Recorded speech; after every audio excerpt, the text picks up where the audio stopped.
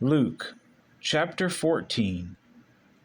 Now it happened, as he went into the house of one of the rulers of the Pharisees to eat bread on the Sabbath, that they watched him closely. And behold, there was a certain man before him who had dropsy.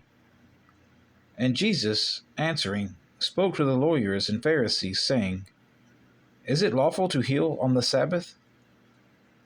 But they kept silent. And he took him and healed him, and let him go. Then he answered them, saying, Which of you, having a donkey or an ox, that has fallen into a pit, will not immediately pull him out on the Sabbath day? And they could not answer him regarding these things.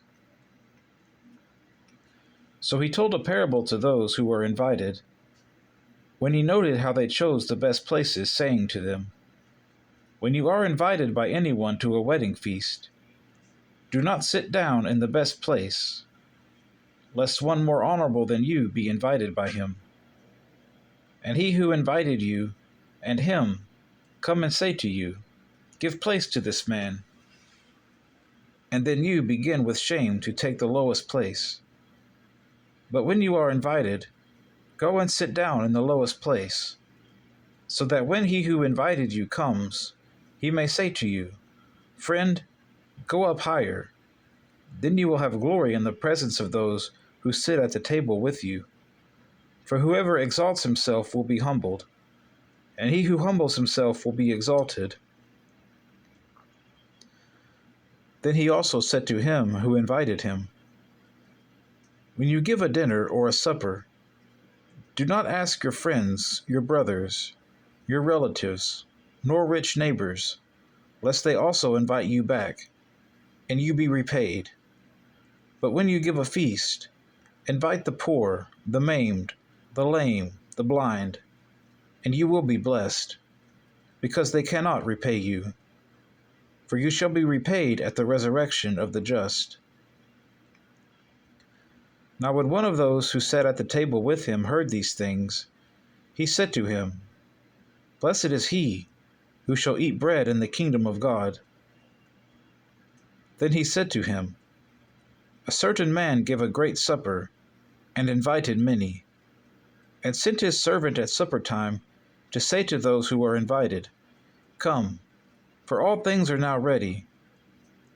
But they all with one accord began to make excuses. The first said to him, I have bought a piece of ground, and I must go and see it. I ask you to have me excused. And another said, I have bought 5 yoke of oxen, and I am going to test them. I ask you to have me excused. Still another said, I have married a wife, and therefore I cannot come.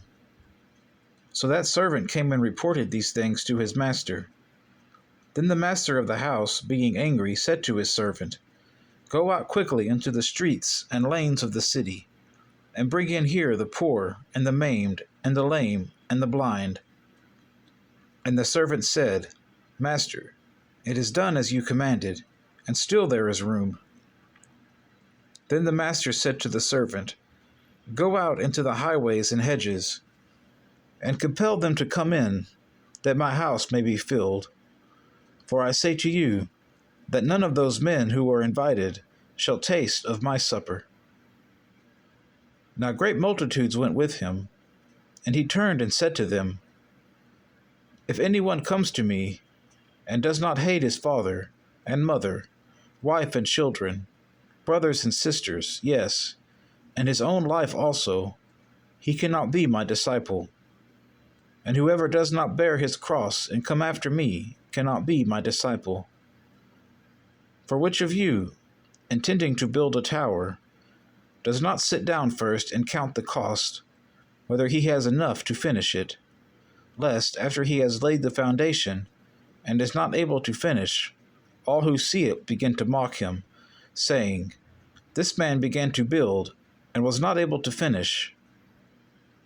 Or what king, going to make war against another king, does not sit down first and consider whether he is able with 10,000 to meet him, who comes against him with 20,000?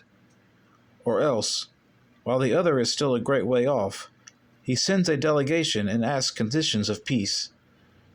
So likewise, whoever of you does not forsake all that he has cannot be my disciple.